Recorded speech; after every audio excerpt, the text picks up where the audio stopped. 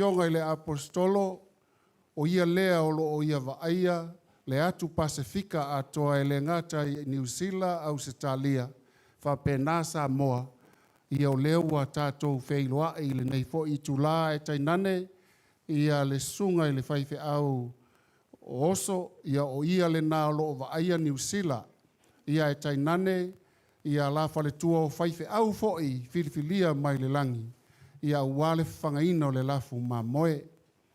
Se tasi fo i o toa o le tala le lei, e lei mawhai o na lafi ina o tau nuu, le sa fo lau o le fionga i le taitai, i tausanga o sola i tutonu le latu a ai.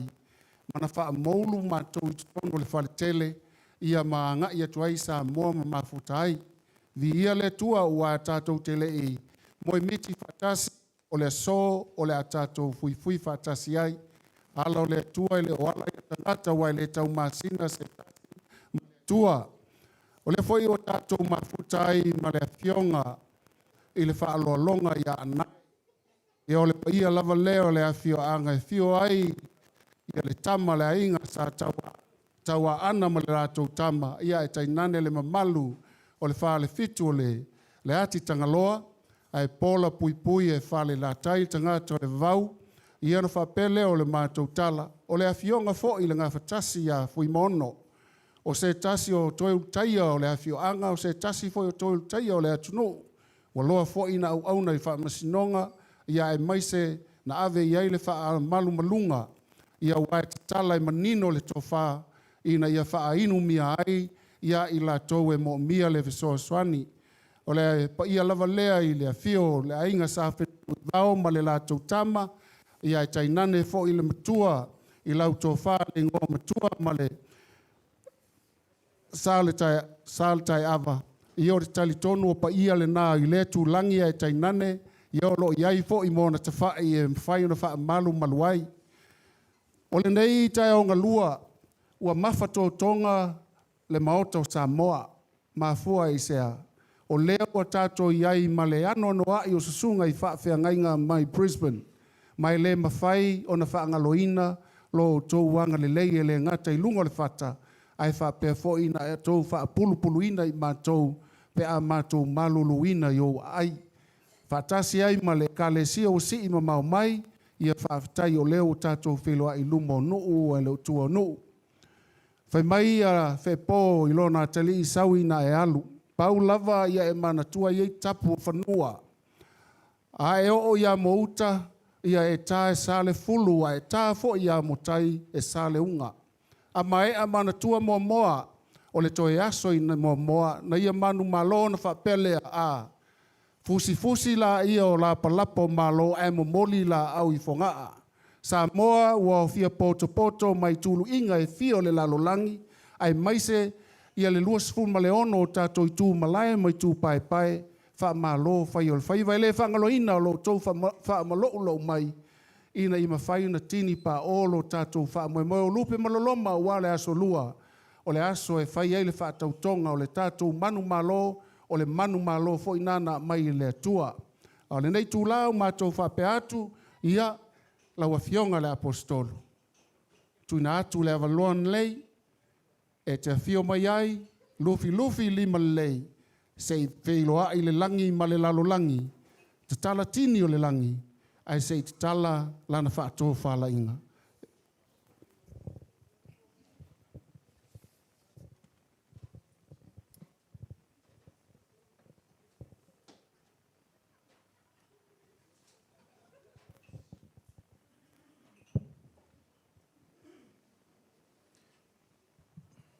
Viele tuel na yaso. Tātou maua le nei a wanoa tātou te mafutai. O le whaftai atu i le paia. Ma le mamalu o le tātou malo filifilia. O le whātua tua i le atua o Samoa. Ua tasi. Whaftai le tua le nei a wanoa o tātou maua. Whaftai foi le walaulia ua mafuai le nei e fiafi. Whatalofa whapitoe lau fionga lauli. lau sunga le ali palemia filifilia o si o tātou malo Samoa. A talofa atu le masiofo ia tupea, malo le onsai, malo le lofa, malo le whatuatua, malo le sue malo le alofa i le atua, o leo o tali mai ova. Waftai atu, tau a fionga i whaipule, whalitua, a malo foi lo onsai, le tau iwi, ma le lango, o leo o tali mai le atua. Whatalofatu le paia ma le mamalu, lau tele, i tupu matamali o le whatuatua i le atua Samoa utasi. O la asol nei na whaia i ova tātou te oli ma fia iai. O lea ua taunu mai, mata mai fo i te leo sauninga, ua lata le aso le wha moi. O le nei lava tātou te vivi i le atua. Ia tala le perfeta o Isaia, taimile nei ua taun tātou tūlai ma malama. It's time for the fast to arise and shine. For the glory of God is definitely in this house, in this nation, in this place. O le vi inga lea i le tua. Ai, le atatu o ia i le tua le nei fiafi, i se vi inga ma se whawhitai sa o nofo i te lane o le sunga i le palemia, filifilia, ai fasili mai o le ase pese o lo saunia. Amu ia Samoa, wa iei se taitai e le na ona taitai i le atunuu, ai taitai fo i le vei inga o le atua. Te leo i loa pe le leo o le, oi o te loa langa sa o whalonga i Brisbane, ai vi ia le atua, o le atatu vivi atu i le vei inga o le atua le nei e fiafi. Waso ona oli le Ola toya Yesu Oia fa ala ya tea Ola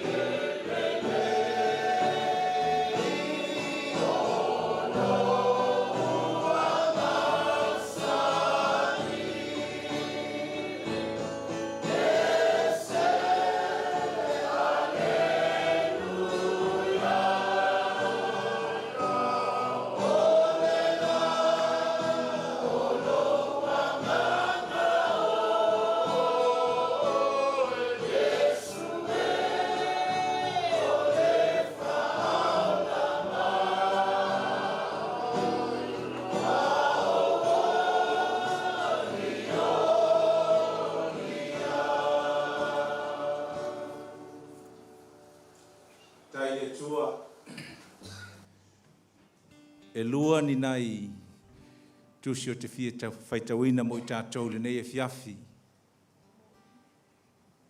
Aftai le tua ona o loo iai pea o ia, o loo iai tātou whaavai le tua. Tusi pa ia a o le taime e tofi ai lau whaitaulanga, ma tofi ai tangata o le taua, e o le nuu ia o Israelu i le tua. E fesili i perfeta, e fesili lau whaitaulanga, po le ase fina ngalo le tua. Le whaftai, o ala i o le tua, le tātou te whaia. Sa o te talo foi, ma ufisili atu i le tua, po le asa na upu e, whamalo si ai tātou le nei a fiafi, a o le i o na mataina le savalinga te le ua sauni ai. E mao le ala e le whaingofie. Ai whamaile a fionga le tua o te mawhaia me uma, whatasi mai o Iova ia te au. Tātou whamoe moe lea. Lua lani tusi o le tal tonu o iaini nai, o la whaiaini nai manatu, mo le sauni uninga lava i tātou mo le malanga fau. Mo mua e mai se tasi o tai o le lotu i le whenga fau o la apostolo ia Paulo. Lona lua o le e mai se tai o le malo o le tupu o Solomona.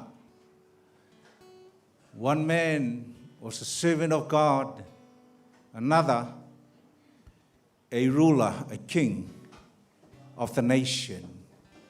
Tātou whalongo iai i nei upu, po ani mea tāu a tātou te whaupopo i le sauniuninga mo le whainga malanga. Romas fumaltolu whai mua i le lua, whamaila le apostolo lea. Ia usi usta i tangata uma i whai pule silisili. Wai le aise pule pe ale mai le tua. O pule umalava, o loo whai nei, o whatuina le atua, ma nei a upu. E le aise pule pe ale mai le atua. O lea ua tofi mai le langi le tātou malo fau. E le aise tau matematenga o ele o awai le atua, le anga leo tātou whaalongo le afiafi le nei, e le aise pule pe ale mai le atua. O le nei, o le na te i le pule, e te e ia le sauninga le atua. Oka le mānei o upu. Au e te foi, e sala lava i la tau. Let every soul, let everyone be subject and submitted to the governing authorities.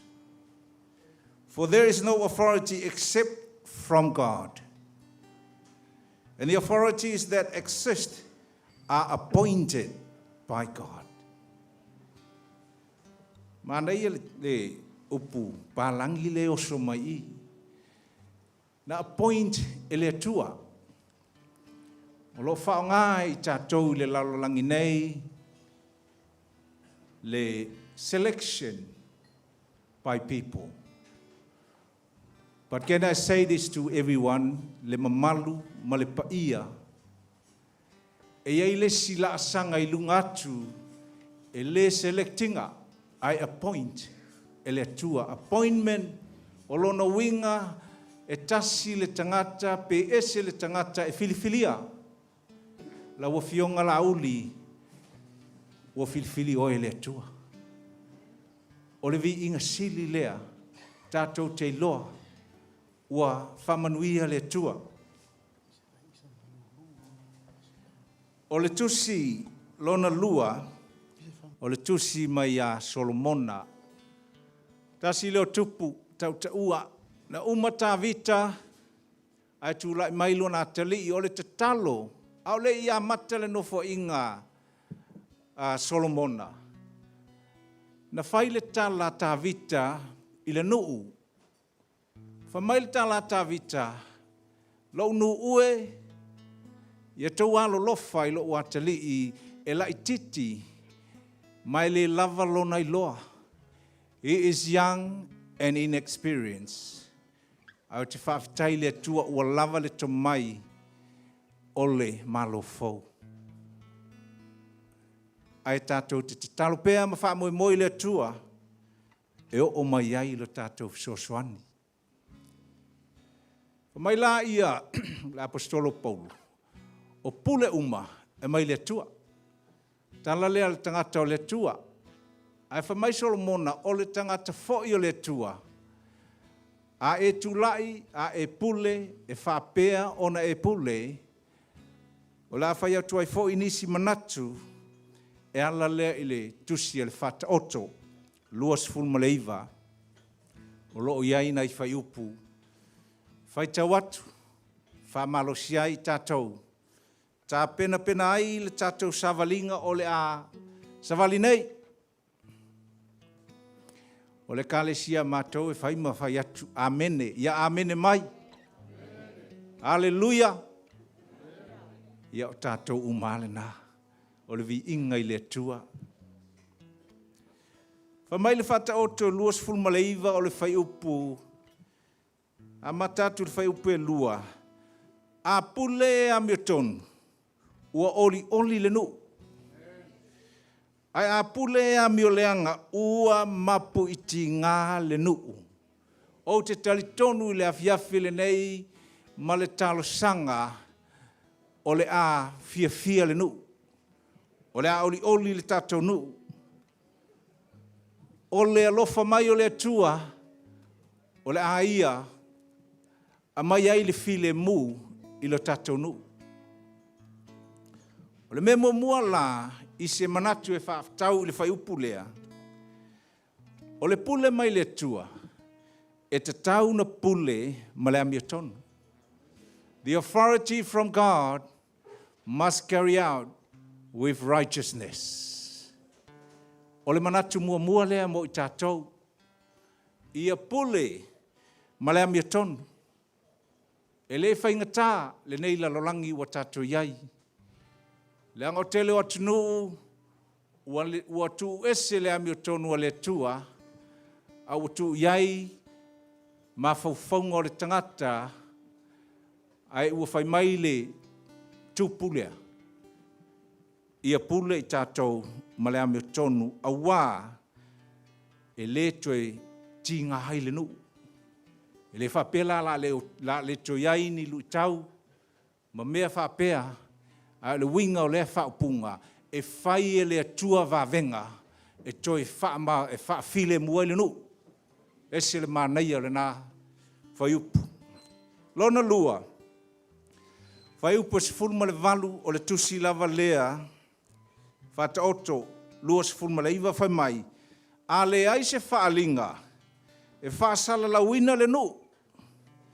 A o le ua tau sisi le tu la folno, amu ia o ia.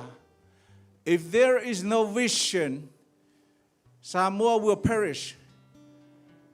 Mānei o le vision, o tātou te whaatua tua i le atua. O ina, e mauai le tasi. We are united. E ei teimi na luitia e le, ti Apollo, le wholaunga. Ai te loa, o le atua lava, o ia, na te whaia wavenga. E whātau nu wailo na whinangalo. O le pule lona lua, e le ngata i le ami o tonu, a te tau o na pule e iai le whaalinga. Tali tonu le loto, ua tu e le atua le whaalinga i lana fionga. Ia la auli, e taita iai le tatonu.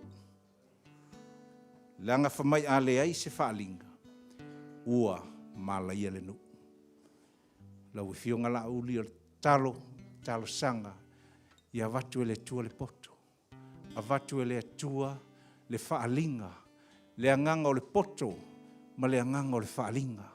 E ei teimi e le malosi o le mawhauwhau le tangata. Teimi nae, sa wai le anganga pa ia o le tua, ona a maila ia o mea whau. Tali tonu whau ilo loto. O le matua tele o mea whau le la a maila tatou nuu. Ai le suafo Yesu mātou te talo i le mātou i tū o au na le tua i a mai mea whau e a mea tonu. Hallelujah. Lona tolu, o le whai upu, lua sifuruma le lua whamai.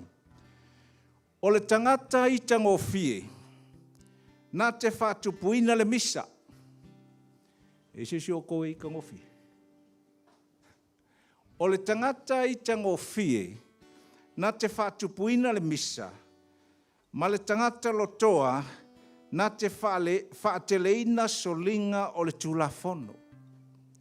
O le pule lona tolu e whaamalosi ai le sauni atu i tātou.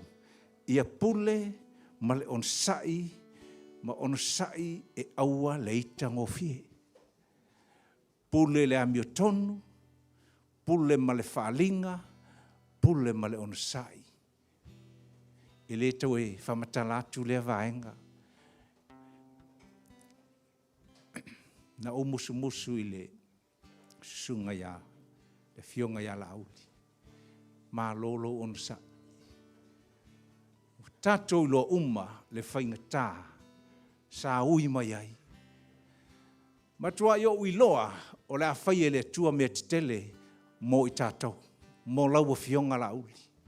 Tau sanga e lua sifultasi o le lua, sa whai le sauninga Brisbane, na o alu atu, matuina atu le upu wha perfetanga. O le upu na mai le Isaia 5 mal whawhetalai le ngango le tua, o le a whaalau tele le tua lau malo. O le a whaalau tele. Na toi whai maila ia, o le tua i le taimi. E iei le aso e te aluai. E te aluai e toi whai sautala, e follow up ai, lau tala le ua whai atu. O te leiloa po whea o iei oe i le neia fiafi e whaatatau i perofeta ma ferofetanga ai o te whai atu i le aso le nei. A tātou pule le amiotonu, pule male whaalinga, pule male onsai, o le a whaalau tele le atua mea uma, o roo iai lona whinangalo mo le malo fau. Lona wha e le umi, whai upua luas fulma le tolu. O le wha maua lunga o le tangata, e wha mau lalo ai, wha mau lalo ina ai o ia. O le mea leo le pride. E loa le wha mau lunga, pa uroa. Pride comes first, before you fall. O upu ia e leni a upu, o upu o le tupu, pito i sili na poto. Toi pito i sili na maumea. O loo iai fo i Solomona i le laina na ala mai ai le tatou whaola. Whamaila, o le whamau lunga o le tangata e whamau lalo i nai. A o le whamau lalo le loto e maua ai le vi inga. O le si pule o te toi whaupopo atu i a pule ma le whamau lalo. Let us prepare to serve the nation with humility. Langa whamai le fionga le tua, e te le tua i le tangata whamaulunga. Ai fua i mai le favor i le tangata whamaulalo. Ai sea ua whai ei nei tala. Langa whamai le tatu tu si mua o pule uma e mai le tua.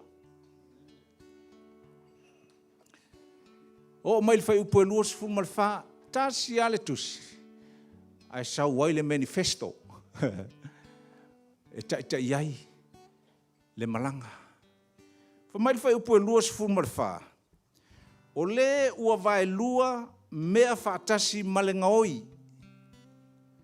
Ua ino o ia te ia lava. O le matua i makaukia o upu le tua. e whaalongo o ia i le tautō ai le whaali atu. Whapertania e mawhainga tu mai e toi whasoswani lai titi le whai upu. The accomplishments of a thief are their own enemies. E musu e moli mau le memoni.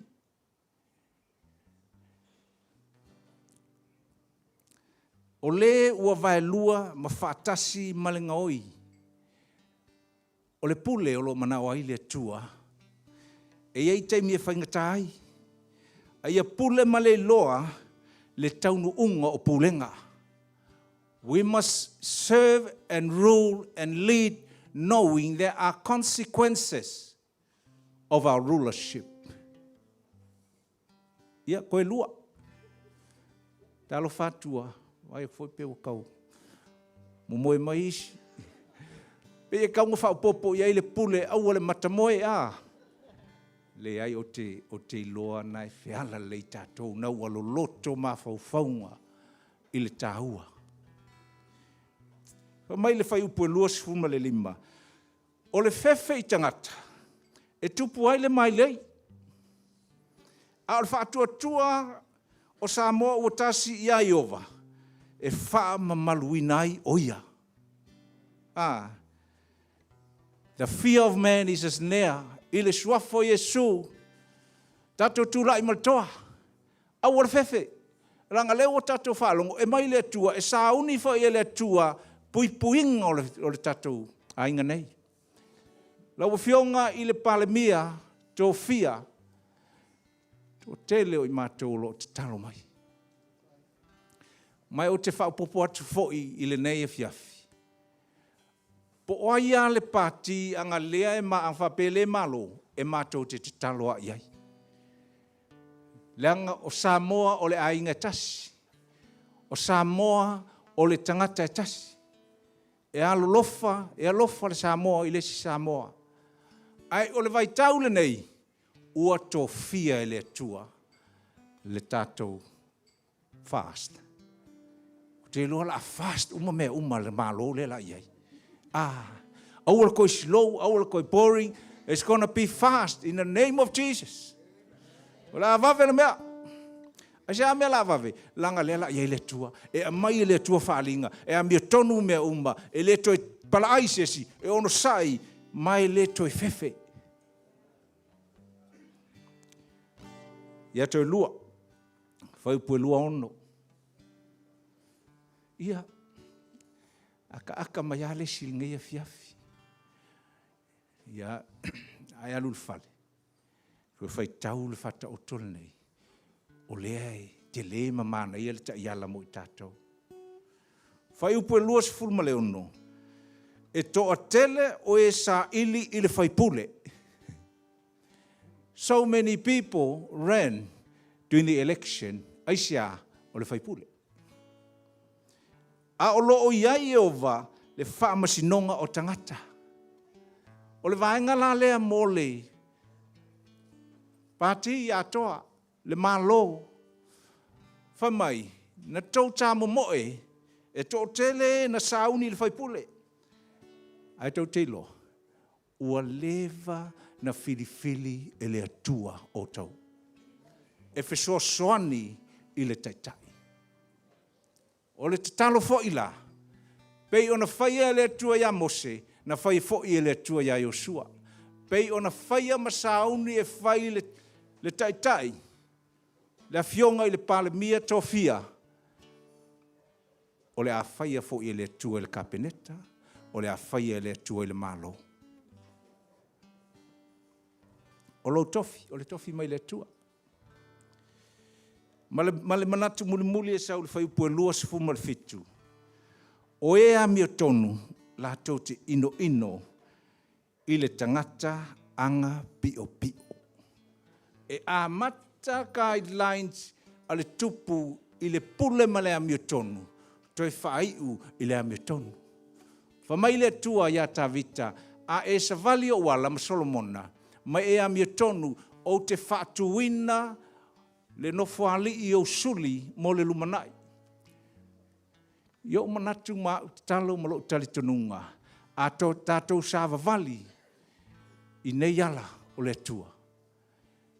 I le tau mate, le life ahead, long life of the fast party mo Samoa. Lona valu i a tatou pule ma le ino i le amio le tonu. Na i upu muli.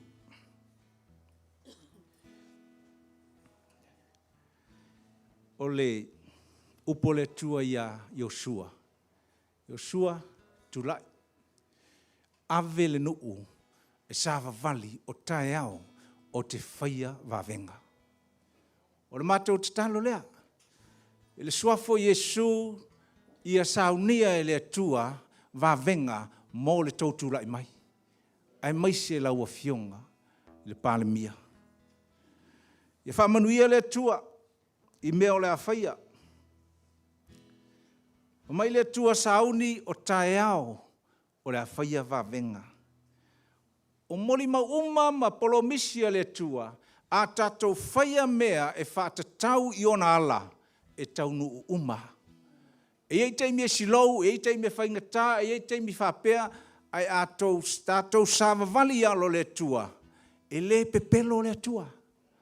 E maua uma nga polomisia. O le awhiawhifo i le nei, mātou te whamanu i atu i le pāti ua sauni e taitai le tātou malo. Ia ua uma se manatu. Ai ele mātou pese le lausu. E kanga le pese o le mātou ia. Tātou team le mai Christian mai isi whai au lo ia. Tātou tūlai whamule mole. O mātou ele a ongi pese. E tū lava le whai au masauni o le ata watu le tātou pese. Amene. Whape upo le pese lo uanganga. Whamanu atuia ia Iova o mea umafo i wa itonu ia te au. Lo uanganga. Tātou tūlai whatasia. Manu atu ia Iova.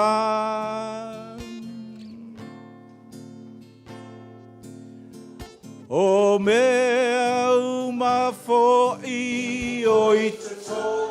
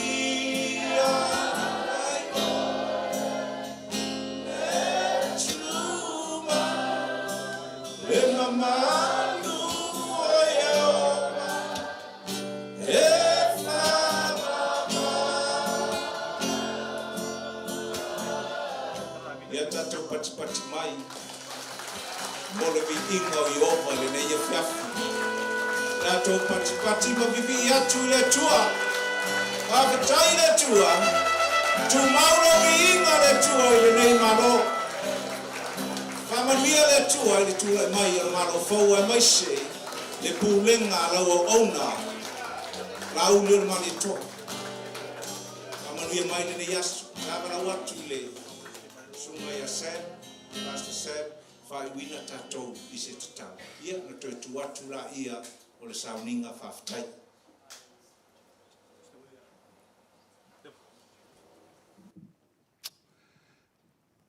Ia wau a ue lo mātou te mā. O oe o le tupu o tupu. O oe o le li'i o li'i. O oe o le tupu o Samoa. O oe o le tupu o Israelu, a Peramo, Isaako, ma Iakopo. O oe o le tupu le atua o le nei pāti, whaatua i le atua Samoa watasi.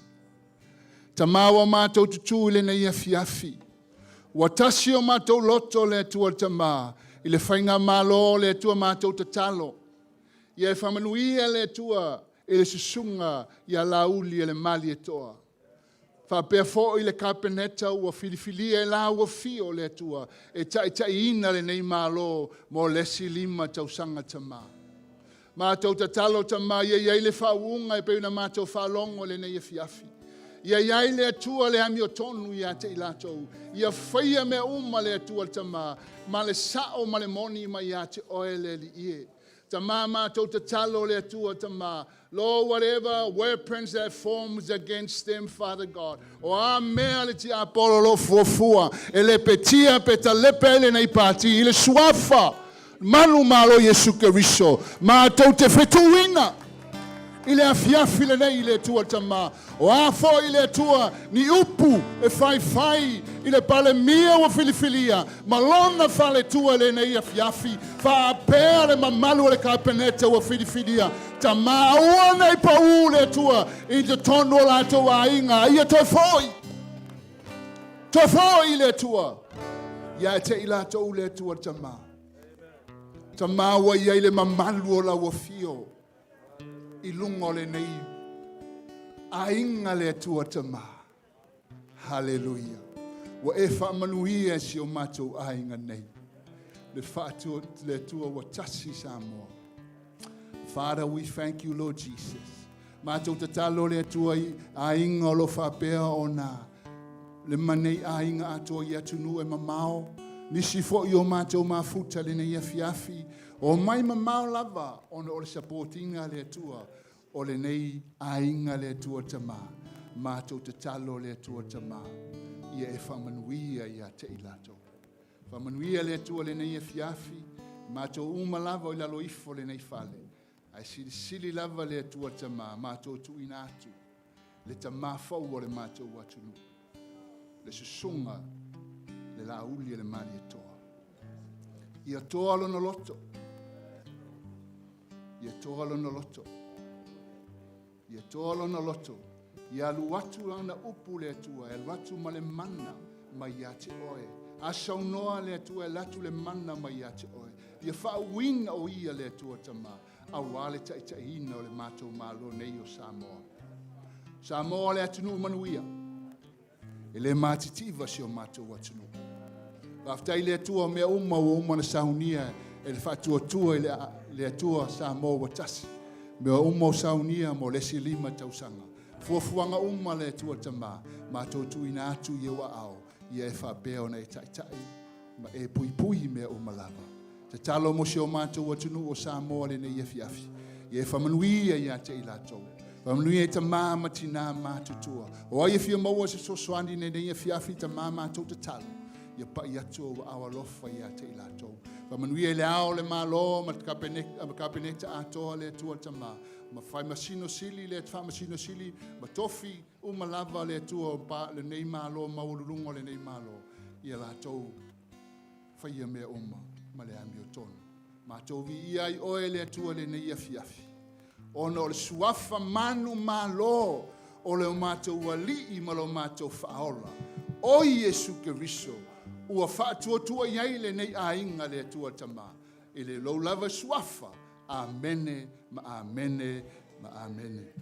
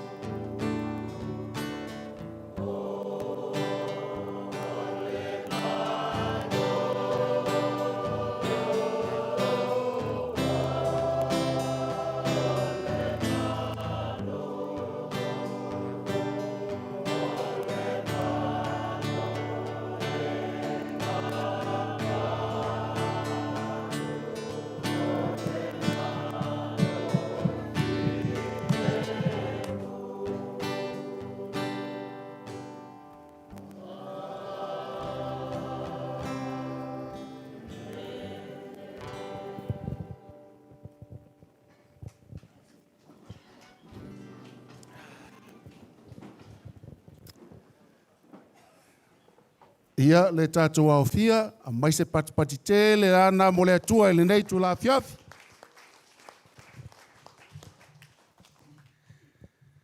E tali tonu le nei tu la e mātou te whape atu o longo I, longo a, o longo le vani mo nimo, o longo fo I tu inga e whao le lalolangi, ma o le longo whātu tuila le maota o Samoa.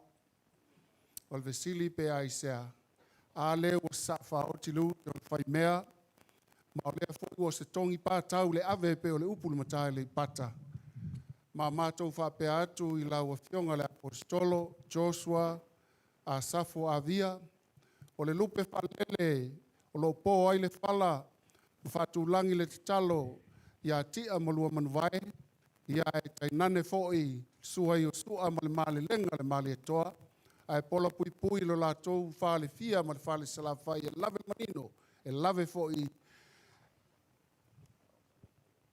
fo'i le ava, na mātou whapea lea, ua wha malo whai o le whaiva. A tonu e mwhai o na mātou whapea atu. Ua I titi ia tala na mātou whaalongo ai. Le amionga le lei ua mātou wā ai ai. O le puna tele o loo iai tu tonu o Brisbane, o te loa tasi le kaletia pe afe I la tau o loo lotu ai taimi nei. Sita taimi lai titi ana amatai. Ai malanga atu tātou a inga le whātu tue le tua sa mo utasi lusu malua. Sa tau tali maloma e su mai foi manuia mai le tātou tātua inga. Le ngātai lea lusu malwha la foi tau sanga usola, na whapea foi na e whaafe ina I mātou loa afe. Ua sili atu le totele. E leo stala vane ai ua oli, ma fia le afionga le pale mia filifilia, ai maise lona au waa. Ona ue au mai atonu ase pulu e mo mia le taimili nei. Wa e tongi wha mtai ale wha tawa ino le Roma mta po sfuma le tolu whai mua le lua tofi mai ale tua. Mai le fesili ngia le malo wa tofi. A iai lava seisi o iai se maa salo. Lea wa sa whaoti leu tolu whai mea wa moli mai le langi le tofa pa ia. Le nā le tātou ula tātou te ulai. A o le pulu fo i se ofu lau tele ma whai ona malu ailo tātou ainga. O le wha tua I le tua sa mo tasi. Whapele o le mātou tala. Lau fionga le apostolo. Iwi lava na tele o tua noa. Ai no wala au atu. Na e tali ma le file mu mai. Na mātou mauti noa lava na sila fia fo'i e le fionga I le pale mia filifilia. E iai le fe au whapitoa le so. A lea wa a mata mai lava I wha manuianga. Se ia o lava na mai manifesto. E sa vali lava tangata a mio tonu I ala ale tua. Peita iane a whai e aluai ma le wha ala tua o na mau lea o le sua o e sai tonu le whangu. Ma ua vea lea ma ua le wha manino ele ta iala le wha tua le tua sa mo utasi ua manino I lumo le tua. Alofangia le tua ia toi maua nisi Joshua e whawhanga ina le lafu ma moe e le ngata I Samoa nei le ngata I Australia ai wha pēr tulu ingo le lalulangi lo tala whauto ai le pa ia o Samoa o poto. Ia verse puna vai manino e tafe ma whaatau mawhalia ai, whaamalia ina ai le ngā lala o tātou tangata. Le ngata I lea e wha au penga I foi ina ia whaatu mawina nei se ia o I le ola e whaamavau. O soa tau whaamalo Sam ia e maise I whaletua. Alo fangia le tua lo tau whaau peopea ai ea o Samoa. Mai maupe an tātou mafuta I fo'i il taimi o le whaatautonga. Ia wātili ena whaatele ina tātou mafutanga. Whaafutai tele la fio mai mtala mai au. Maua tō whaafaa le tua wale whangaina. Whaalau tele ina. O le tātou lafu ma moe peo na walau inai. Ia le nai tūlangi le tua.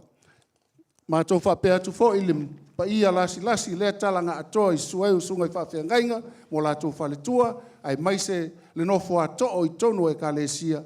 Maua tō whaafa le tua. E wha pele ina ai tangata sa mōlo o tō ngā lulue. E iei tūlangi. Ia sa mō poto. Whaafetai mo le afio mai mtala mai au. Leo o te whaatau mawhalia I tātou mawhato tonga le nei tū la afi. Ono le tau mawhatanga na tapena I le tua e wala mai lana wauna.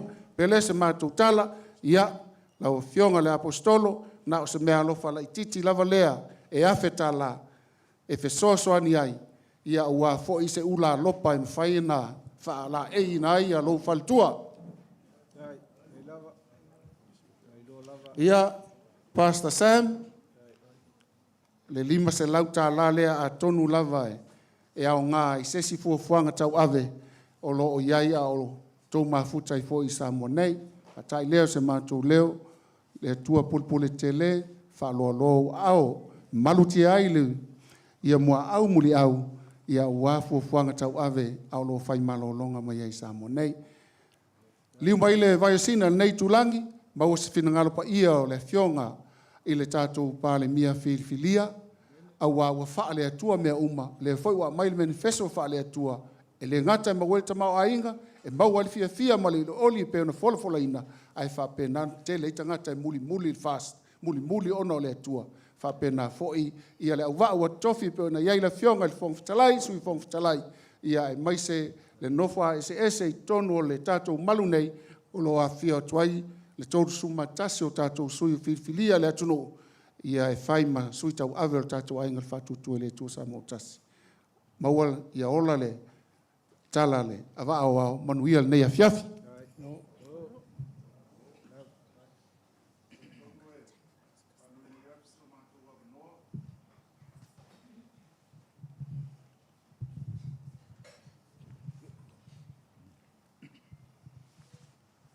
O le tala i le tō maanga na i atua. Na fisanga i matangi le moe ai utu i matang utu wa le solo. Na sa afi ai le tamaitai ma whapeane ta fia pa ia i vai o le tama. Te manatu o leo wata o tau panga tia o le tau tianga. Ma hea fui ona fusi la palapa o malo ma mo lia la au i fungaa. Pe ona fai ele sunga le apostolo e meisolo na au vaa ia mo tātou sui e whai mataulanga osi i luma o le atua. E le a mia au mamao i whamtalanga. Ai taulawa i nā whapea atu i le neia fiafi. O le su mai o le apostolo, ai mai se foi o sunga i whawhia ngainga, ia tau le langi le ngata i Brisbane au Samoa nei. Tau i lava i na whaailo ane, sa iai se mea lofa. E tu ina atu a wala na fionga i le pale mia, filifilia o le tātou atunu ula wa fionga la auli al mali toa, fui maono ata noa. Ia o lou, whaaloalo lea mo la wa fionga, wa fui maono ata noa le wa vema pale mia. Ia tolu afe tā la.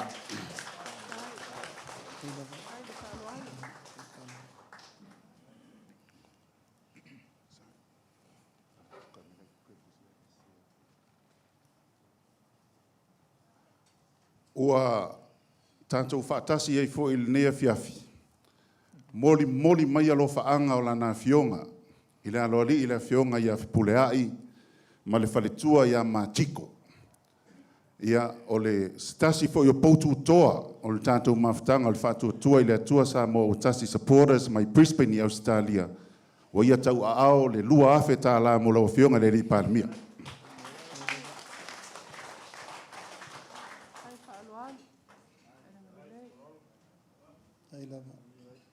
Ia ua tāpena foi e le fionga ia pulea i malfatua ia machiko. Se mea lofa whatau waa mo le tātou vaenga whai o le fast party e lua afe tā la.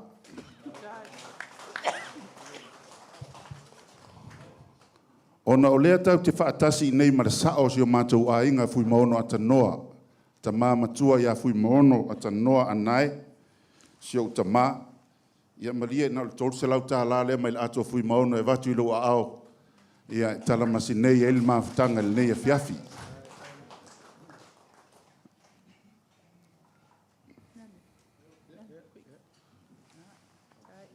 E le mawhai ono au walu loa. Ai le isei whaia sa uwha aloa longa. Ia i le sui whai pule o whale alili lua. Le fionga ia fui maono atanoa tito. Ia o le lima se lau tā la lea mo lau sungai. O la mātou te talo, ia alofa ngia e le atua, whamanuia tele le atua i lotu lai maila wa fionga, la uli al mali atoa, ia utu pūpū mai le langi e le atua, whaafulu e le atua, fulu o le senga ula, au wā lotu lai mai. o lou taimi le nei. This is your time. Tātou o e tai lo tātou atunuu i manuia o tā pena i le atua. Manuia le vaenga whai. Manuia le paia le whaliu mai nei tū. Maua le tō whawha le atua le sunga le apostolo. Ia maise o le laulau a whawhia ngainga. Mana o lātou whalitua. Ia ai o wola i le alofa le atua whawhtai.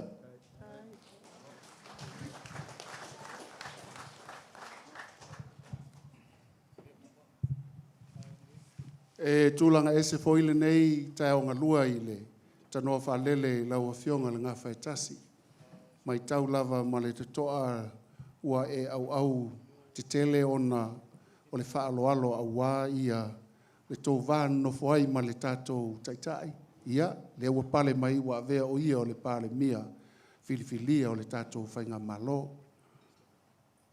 E le whaingo fie fo ia i mātou o na mata atu. Ia a o lo tau tātia, ina ia mwhai o na manuia le tātou malo, ia le ngata i lea ina ia pale la e i le atua, ia e maise ia fusi manu mai le langi. Lea lau a wha ulai fo ia le fionga, o le fo e sau noe le fionga ia fui mono, tu lou le la uli le male atoa, ua tau tino, tau toto, tau a ano uma i tātou, ona le ngafa e tasi o le ua au, whaafetai wa pale ina ai le tātou pale mia le nei tū la whapele o se mātou whaamtalanga. Anga leile tua o e wha mau ono lo alofa mlo wanga lei, ia e maiso so tanga mangafa, ia e tainane fo i lo manatu mai. Ile ngata ia fui mono, po le fionga ia la sunga ia la uli, ia e whapea fo ia le tau sui whai pule. E ui lava na lua tau wafa tasi, ia o lewa mailau wha alo ia te ia. Ia toi whaaloalo fo i lesi paia inga. Ia so o ale whau ma le whau e aua nei toi mautu sia. Pele se mātou tala. A whai o mai moa mai ale mau pū. Le fionga ia moangu ti a pule ai. Mātou whiwa ai atu lava i lo tino. Ai sau ma mais fast fulu afe ma ngalo e lau sala. Ai whaftai le fo ai wai fo ai mai pule ai. Ia manuia pe a whai o sila mai. I lunga o penga te whailangi. Ono le tamba fo i sa nofo i tono i il tātou whainga mea, ia peta iane o aluatu a maluatu, ai ona ua pipi i tele a fui maono le ata mai, ia e whamanuia le tua e tusa male maau male milusia, ia e tainane fo i maualo soifua lei fui maono, tau tua i pea i nā le bluebird, ia ma tele i lava i tātou mea maua, manuia nea fiafi. E manatu o lea ua maea sa wila, ua taoto fo i atu wasa wal tātou tu ngā vai le tua, e vai sau ina ai le tātou tai au ma le aso. Ia ele mawhai lava o na nātia ifo i whatua la vai, le whaamalolo mai ma le maualunga o le tātou tai au na liungalua. Lau sunga le apostolo, safo, whaltua, ia tainane fo i lau fionga le whawhenga Samuelu ma le whaltua, ma le mamalu maualunga o le tātou ekalesia. I ia le tua ua maua le nei lau tāua tātou te wheofo ai ai. O tātou whesila whai ai ma utou sa mai whaalumanga whaale langi e tapui ai, ma tapu e ai lo mātou vai. A o mātou tāpena atu o walo mātou walawina i a Samoa. Mori le mātou nganga whaaftai tele o le tau mai ia o lo oli tia whanua. O lo mātou no pia i nei ma le paia o Samoa mai tue fia o le lalolangi. Samoa i Samoa nei ia ma le paia ma le mamalu. Samoa umo o lo lala. O ainga lango po mata fale fia, ma fuai fale fia. O le ainga o le whatuatua i le atua Samoa tasi. Ua fui whatasi mai o le whaamoe o le tātou malo. Ona foi le nganga whaaftai, whio i whiwhia, ma le tamao le ainga. Whionga ia nae, misa iuli, pita nae, fui mono. Ina o whaamoe nga o lea wa mai ai le fina ngalo Samoa. I o mātou tangata whātau waa. E pa iai o lau whai ngā luenga. O li atu lo mātou nganga whaaftai tele. A mātou langona le mawhanawhana, le pai mai a lau tau talo whale nganga. O mātou langona le pai mai o whamanuianga, whaalelangi a wālo mātou tau mawhai. I le whai ngofie le taua na whai nei. A mātou waai pēa i le lau a manu. Aina mātou tiro fo i le whaamuli o atu. Ai sea, sa saili i le atua ina ia maua le manu malo. O le tali nā mai, o lalo, e maua ai malo. Nei la afiafi o leo mana vaola le atua, ui mai lau ftelainga, ma lau saunoanga le nei aso tātou ave le iuta. Whai leo e whai mafonga tāngu moli. O le e atu le ainga o le whatu atua i le atua sa maua tasi. Sui whiriwhiria, o whiriwhiri mai, e sa moa i le nei pai ainga. Wha ato ainu mela o le tolu sifuru martasi e mawhai ai, o na whatu wina le tātou whainga malo. Ia tātou ave le iuta. O tātou manatu, na o le atua na te silifia. Ai malama atu mea whale anganga i mea lari tino. O mawai atu basa wā whinaunga na whai a wā upu whai o malo. Na atu o leo tātou sao i mao maalie. O mawai fo i atu basa o whewhuri tua inga ma whinaunga. A o le taimi o le atua, o le taimi siri leo na while mu mo tātou uma. Whaftai atu i ate oelo uso fui mono. Whawhetai o le tele o tau mua alo lava, a wale whawhenga iei o le nei fiafi. Whai oe mafonga a wale su mai o le apostolo ma le kalesia, ia a waia le alo le foe ma whanape. O ma vae na tubasa, le utu le mailo uso. Tātou walo fia la ia tapena lo tātou walawina mo Samoa. Mori le nganga whaftai tele i o wainga, paolo mangafa, langa mamai whafo ono le whamoe moe. Tātou tā pena fia mo le asolua le vai asofou. A whetai fo i le paia man mamalu o tātou ainga lango uma, o whea lava antou a fio mai ai tātou te whamau popo. Ia o mai ai nā tātou o e fusi le whau o malo. Wasa moa malona malo mo le lumanai. Talo lava ia mauolo mātou malosi. O ai umai mātou o whiriwhiria, mātou teritonu o le taimi o le atua. Ia a o mātou nei, ia o tupulanga o lalavaoa o Samoa tai au. A tai le maso mātou leo, ia le atua ato e ta ape atu, ia folau i langi mā. O tau whaivalo whirima. Lau tau ngā luenga ma lau tau taulanga wa le atua. O le tatalo. Ia tō pēa manu mai langi o wasa moa i le upu fola. Tātou tō e fola pēa le whala i le atua e wha vai, i le atua sa moa e wha vavau. Sa mātou tō e upu lea, ia manu te leina le, fufuanga ma la vasina le nei e fiafi. Ai ala mail tātou me tau sami, ia ona tātou tau ma vai ai lea ma le tātou sauninga le nei tūla le fiafi. Ia manuia le tātou pō,